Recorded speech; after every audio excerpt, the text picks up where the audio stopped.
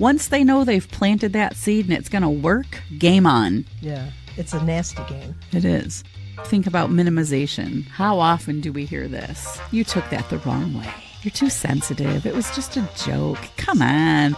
We're just having a good time. If you say something and somebody takes some exception to it, and you feel yourself beginning to say, oh, don't take it so seriously. I was just kidding. Check it. Check yourself. Welcome back to Unapologetic Rabble-Rousers. I'm DocShellie. And I'm Carla Lewis. And we are coming in with episode 39.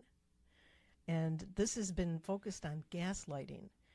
Before we get to what it was we said we were going to get to at the end of the first episode, which we focused really a lot on the business side of the gaslight experience, I'd like to bring in there's other contexts like personal and be able to talk a bit about that, because for both of them, there's a need to recognize them, to cope with them, to heal from them. So we're going to go into a little bit about how we see this playing out, how you might see this playing out in your personal life, in your personal relationships. Yes. Okay, let's do that. Sounds like a plan. Some ways that it can show up in your personal life are things like, I never said that. You're imagining things. But you did. Nah. I'm sure you did. I know what I said, and I'm 1,000% certain I did not say that. Okay. That's a gaslight. That was gaslighting. Oh my gosh. But that's the thing. Being able to deny or not being able to. The thing is that denial. You have a recollection, and the other person who was involved doesn't recollect it the same way. Yeah. The gaslighter is adamant. They're so certain that they didn't do the thing that you're like, maybe they didn't. And that little doubt begins to creep in. Little tiny seed. It's minuscule sometimes, but it creeps in there, and then it's, did I dream it? And if somebody is really working on the manipulation angle of this whole thing, then the point is that little seed is going to get nurtured. Oh, absolutely. Once they know they've planted that seed and it's going to work, game on. Yeah. It's a nasty game. It is. And there's things like projection. You're the one that did that, not me. You made the mistake, not me. You're the cheater, not me. That's not true. It is true. Well, how? You know it's not true. You know it's not true. Okay.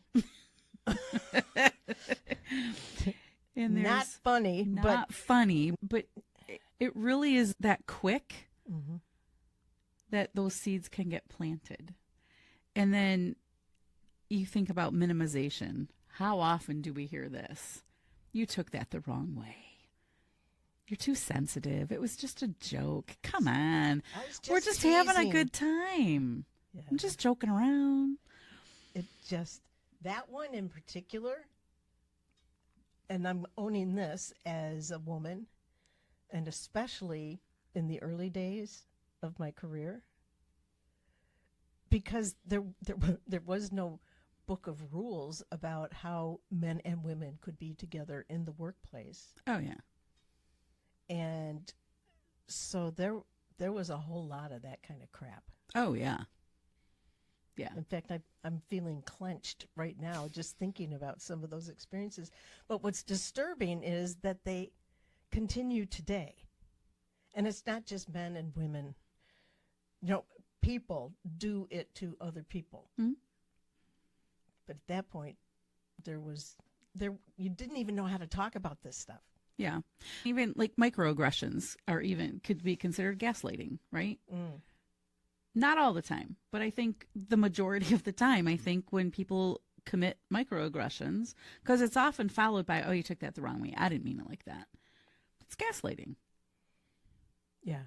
I used to work with someone, and they used to call her Big Red. She hated it. She's like, please stop calling me that. I don't like it. They're like, well, you have big red hair and you just like, you fit the personality. And she's like, I don't. Yes, I have red hair. It's not big and I don't have a big personality. Stop calling me that. And it continued for a really long time. It's fine. We're just joking around. It's not a big deal. Don't take it so It's personally. a term of endearment. Yeah, right. Endear this. Yeah, exactly. But being aware of whether you are on the receiving end or you are on the delivery side and what's really going on. If you say something and somebody takes some exception to it, and you feel yourself beginning to say, oh, don't take it so seriously. I was just kidding. Check it. Check yourself. When we find that others are reacting in a way that we want to say is just too sensitive and don't take it personally and all of that, what do you think's going on? And if you see that a lot around you,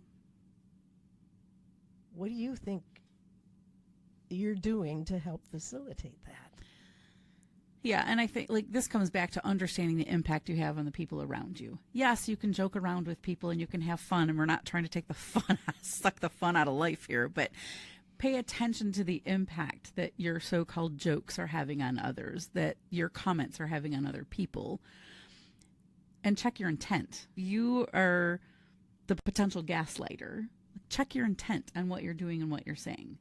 Because if it's to compel, to have power, to put somebody else down, to save your ego, then you're probably gaslighting people. And the question is why? What is driving your interest and need to manipulate and abuse, psychologically abuse those around you? Power and control. So let's go to the gaslightee. Okay. Be the receiver of the gaslighting. I think that's a good word. And there's some things that you can do to process through it. Sometimes you can confront the gaslighter, although you have to be really careful depending on the kind of gaslighting that's going on and how that could go. But I think you have to recognize it first. And where there's been a pattern of gaslighting for years, you might not even recognize it as gaslighting. That's just how that person is. They always make stupid jokes, and then they say, I didn't mean it like that. People have a history, a pattern of that. But if it's making you question yourself, making you feel bad, it's probably gaslighting. You have to recognize it and acknowledge it, which can be hard to do in some relationships, personal and professional. There's an accountability even as an observer. If what is observed is this relationship between two or more individuals and that pattern repeats itself, we can either condone it through silence, or we could address it one-on-one very respectfully with the person who you might be putting in that position of, I think they're gaslighting this other person. Mm-hmm. So what do we do when we see that kind of behavior? What are we doing when we don't do anything? Sometimes silence can be a choice for safety reasons, again, depending on the type of gaslighting that's going on. And I think a lot of people don't know how to address it because it takes a skilled conversationalist to address gaslighting, and you have to go into that conversation with kind of the intent of raising awareness. But some people who gaslight have been doing it their whole lives, and they may not even recognize the impact that they're having on the people around them. Some people do it very intentionally because they want to have that power and control and they want to preserve their ego. And I think for some people, it's a habit. So they've gotten away with it for so long. A defense mechanism, perhaps? Sure. If I come in and I'm doing my job and I'm killing it, and you're above me in the corporate ladder, yeah, I'm a threat to you, right? Okay. So I want to preserve my position. I want to preserve my power. I want to preserve my ego. can't have that. So I got to put you down. I got to make you question yourself. I'm going to gossip about you. I'm going to spread rumors about you. Yeah. Day in the life of corporate America. I think that same setting in a non-corporate, where they're in a non-corporate setting, excuse me. So people, there's a hierarchy, even in our personal lives. Absolutely. That it's such a complicated, intricate set of relationships and cause and effect, and recognizing that the manipulation comes from some place of power that one is trying to grab or that we are enabling. So it's like in any 12-step recovery program, awareness is the first step. And then being able to follow steps that are going to help you cope and deal and heal from it. Whether it's a personal relationship or a business relationship. Yeah, the all the same kind of process to recognize it, acknowledge it, process through it, journal on it, have some self-reflection, go back and look at the times where you were successful at something that they're saying you weren't. And you can go down a whole path of however you're being gaslit. Just find counter evidence to remind yourself that you are capable, you do have good abilities, and you are a good human being, if you are. It just this moment occurred to me. Gaslighting in a family and parents with their especially younger, it just occurred to me that there's a real potential for that manipulation to present itself when you, as the parent, the power figure, you're trying to nurture something in your child. I don't know, the pit of my stomach just lurched when I had this vision, and it was triggered by my own 10-year-old experience. That was one of my formative events. But wow, you have to be careful, really careful, as you are addressing it with a child, that the manipulation is not ill-intended. Any relationship has the potential for gaslighting. Yeah. And being able to be that awareness, that self-awareness, that actually is one of the first things that's demanded in terms of being able to cope and deal with what's going on, is being fully self-aware. What is it that's going on? What are the facts of this matter? And your notion about journaling. Being able to just let it spill out on the page, because it's just you with you. And being able to say, what is this telling me? What is it that I'm feeling and I'm thinking? What is it that I'm doing? And what are the decisions I'm making that are driven by those thoughts and feelings and actions? What's going on? Am I living the life I want to live? Am I being fully present to this relationship? What's going on? I often say my pen is my best coach. Yes. And I just follow the stream of consciousness. And sometimes if someone were to read my journal, they'd be like, what? This means nothing. But it's really just processing all of that out, just as you said, with all those questions and thoughts, and just really following your pen as you're journaling, and, coming to a realization of, if you have a gaslighter, why you're doing it, what the intent is behind it, and how to stop doing it. And if you're being gaslit, really looking at what maybe there is some elements in there that you believe about yourself, and maybe there's not, but really processing through that to come to the conclusion that you are a good human being, you do have capabilities, and you should be confident in that. And being able to have that that documentation for yourself. So on those gray days when it's still You're like, what am I doing? that you can I go suck back at this. you can go back and be reacquainted with conclusions you've reached about the goodness of you. Yeah. And And the wins that you've had. especially that. And the lessons that you've learned. Because we all screw up here and there. But learn those lessons. Acknowledge the wins.